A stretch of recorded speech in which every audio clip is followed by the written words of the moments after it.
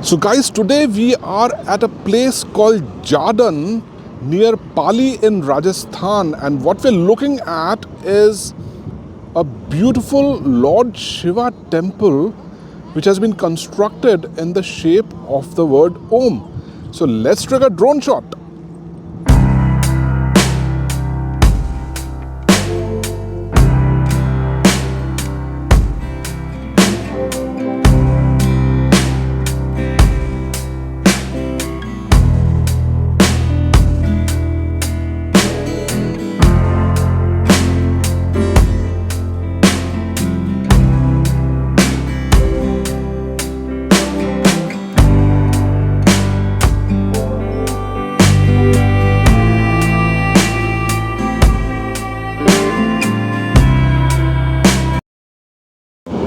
The temple itself is very conveniently located along the NH 162 highway. I came from NCR, the roads are pretty good, and the highway is right across the temple, and the temple itself looks beautiful out here. And there's a long passageway from the highway which comes all the way from there. There you see the highway, and there's a passage which has been created, looks magnificent, and takes you all the way to this Nandi statue and finally to the temple itself. So this is a panoramic view of the temple from the front side. There's a whole arena out here, and it's got a lot of rooms apparently, where eventually hopefully the tourists can come and stay. It's almost like an ashram as well. It's a bright and a sunny day, and we'll presently go inside the temple and also check out what it houses inside. And this is the inside of the temple. Looks a beautiful shrine. So apparently it's not exactly a temple of Lord Shiva directly, because I don't see a statue of Lord Shiva right now, but hopefully in the future the statues of and idols of Lord Shiva will also be placed.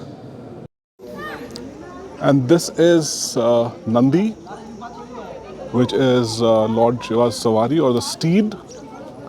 And there's a magnificent statue of Nandi, which normally is housed outside the Lord Shiva temples. Every Lord Shiva temple has a statue of Nandi, which is Shiva's steed.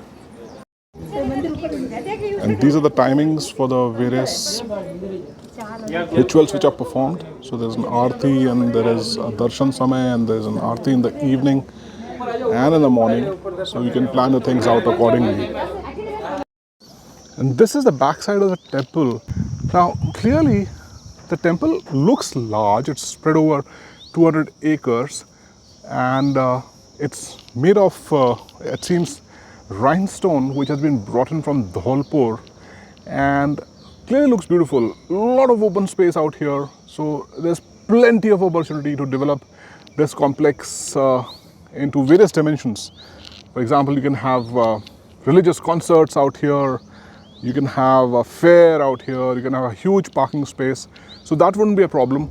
Being right next to the highway is also a boon for this place. But really what takes the cake is the shape of the Om, which is only visible in the aerial shots. And you know, drone shots are normally not allowed out here. I got lucky with it, but it's a pity that they're not allowing more drone shots, and they asked my drone to be brought down because it's not allowed, so I could just take whatever I could get and show it to you. But overall a wonderful place. I would suggest still hold on visiting this place. It's still in its early stages. Let this complex develop a little bit further, let this temple develop a little bit further, along with all its Jyotirlingas and you know, the statues and the idols of Lord Shiva, and then this place will be worth a visit. So I'm now at the backside of the temple, and we can see this pataka, which is a trademark of all the temples, the Hindu temples. And we have this tower out here, which I guess is supposed to represent a Jyotirling, which is a column of light created by Lord Shiva, which has no beginning and no end. And then there is a pond out here, lovely pond, which is surrounding this column And this pond is in the shape of a crescent, and that's supposed to be the moon, which remains in control of Lord Shiva. We can see already that there are some mighty beehives which are present over here. Although I don't see the bees themselves, but I do see some mighty beehives at this place. There's an interesting story behind the Jyotirlinga. Apparently there was a fight between God Brahma and God Vishnu about who's the greater of them, the greater between the two. So they went to Lord Shiva, and Lord Shiva created a column of light which had no beginning and no end.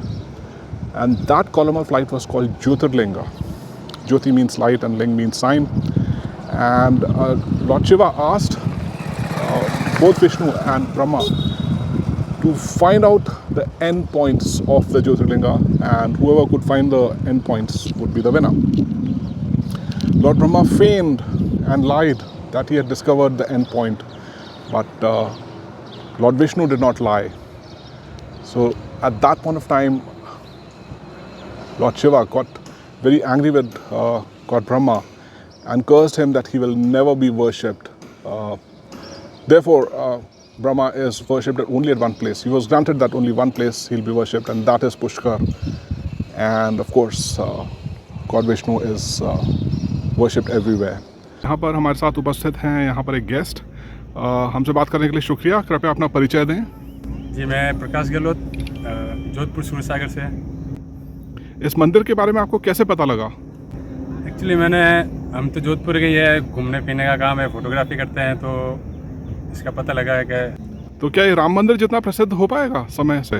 बाहर से तो मेरे को है ना राम मंदिर से भी अच्छा लग रहा है। अच्छा, अभी अंदर जाएंगे, देखते हैं कितना अच्छा बना हुआ है। So what a lovely experience coming over here. You must wait a little bit before this place develops further, but once it does, I'm sure that it will be as mighty as any other temple in our country. And being Lord Shiva's temple, it would be the best of them all.